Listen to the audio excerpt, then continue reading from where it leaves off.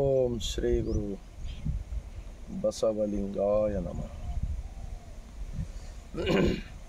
ಜಗಜ್ಯೋತಿ ಕ್ರಾಂತಿಯೋಗಿ ಮಹಾತ್ಮ ಬಸವಣ್ಣನವರನ್ನು, ವಿಶ್ವಜ್ಯೋತಿ ವೀರ ವೈರಾಗ್ಯ ನಿಧಿ ಅಕ್ಕ ಮಹಾದೇವಿರವರನ್ನು, ಸಕಲ ಶಿವಶರಣರನ್ನು ಎನ್ನ ಹೃದಯ ಮಂದಿರದಲ್ಲಿ ನೆನೆಯುತ್ತಾ, ಭಾರತೀಯರೆಲ್ಲರಿಗೂ, ವಿಶ್ವದಲ್ಲಿರ್ತಕ್ಕಂತಹ ವಿಶ್ವಗುರು ಮಹಾತ್ಮ ಬಸವಣ್ಣನವರ ಅಭಿಮಾನಿಗಳೆಲ್ಲರಿಗೂ ಬಸವ ಭೂಮಿಲಿಂದ ಈ ಮುಂಜಾನೆಯ ಸಮಯದಲ್ಲಿ ಬಾಗಿದ ತಲೆ ಮುಗಿದ ಕೈಲಿಂದ ಶರಣ. ಒಂದು ಮಹಾತ್ಮ ಬಸವಣ್ಣನವರ ವಚನ, ನಿಜವಾಗಿರ್ತಕ್ಕಂತಹ ದೇವನ ಕಲ್ಪನೆಯ ಬಗ್ಗೆ. ಕಲ್ಲು ದೇವರು ದೇವರಲ್ಲ, ಮಣ್ಣು ದೇವರು ದೇವರಲ್ಲ,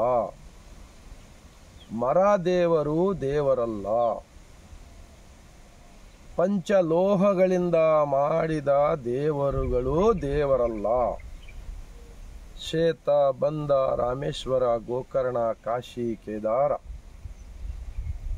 ಮೊದಲಾದವುಗಳಲ್ಲಿ ಅಷ್ಟ ಸೃಷ್ಟಿಸಿದ ದೇವರುಗಳು ದೇವರಲ್ಲ. ತನ್ನ ತಾನು ಅರಿತು ತಾನು ಯಾರು ಎಂದು ತಿಳಿದರೆ, ತನ್ನ ತಾನು ಅರಿತು ತಾನು ಯಾರು ಎಂದು ತಿಳಿದರೆ ತಾನೇ ದೇವನೋಡ ಅಪ್ರಮಾಣ ಕೂಡಲ ಸಂಗಮ ದೇವ. ಮಹಾತ್ಮ ಬಸವಣ್ಣನವರ ಈ ವಚನವನ್ನ ಇವತ್ತ ದೇಶದಲ್ಲಿರ್ತಕ್ಕಂತಹ ಧರ್ಮದ ಬೋಧಕರು, ರಾಜಕಾರಣಿಗಳು, ಸಮಾಜ ಸುಧಾರಕರು ಇವರೆಲ್ಲರೂ ಈ ವಚನವನ್ನ ಸರಿಯಾಗಿ ಆತ್ಮ ಅವಲೋಕನ ಮಾಡಿಕೊಂಡು ಜನಮನಕ್ಕೆ ಮುಟ್ಟಿಸುವ ಕಾರ್ಯ ಒಂದು ವೇಳೆ ಮಾಡಿದ್ದೇ ಆದರೆ ಈ ದೇಶದಲ್ಲಿ ದೇವರು, ಧರ್ಮ, ಗುಡಿ ಗುಂಡಾರಗಳ ಇಷ್ಟೊಂದು ಇವತ್ತು ದೇಶದಲ್ಲೇ ನಡೀತಾ ಇದೆಯಲ್ಲ, ಹಿಂದೂ ಮುಸ್ಲಿಂ ಊಚ ನೀಚ ಇವೆಲ್ಲವೂ ಕೂಡ ಕಸ ಇದು ಒಂದೇ ಒಂದು ವಚನದ ಮೂಲಕ ಹೋಗಲಿದೆ.